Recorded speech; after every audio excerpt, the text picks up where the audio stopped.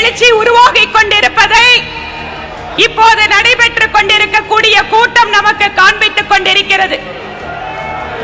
200வது சட்டமன்ற தொகுதியிலே இந்த யாத்திரை இப்போது வெற்றிகரமாக நடந்து கொண்டிருக்கிறது.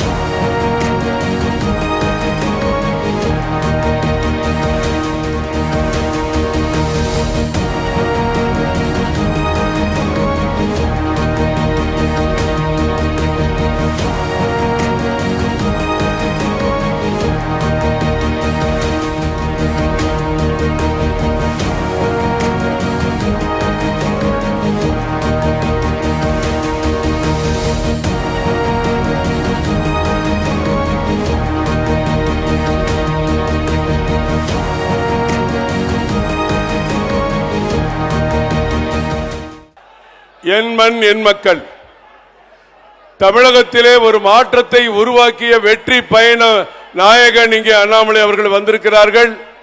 அவர்களுடைய 200வது இந்த தொகுதி துறைமுகம் தொகுதியை நிறைவு செய்து அவர்களை ஆசீர்வதிக்க நமது அகில பாரத தலைவர், உலகத்தில் மிகப்பெரிய இயக்கமான பாரதிய ஜனதா கட்சியின் ஒப்பற்ற தலைவர் ஐயா நட்டாஜி அவர்கள் இங்கே வந்திருக்கிறார்கள்.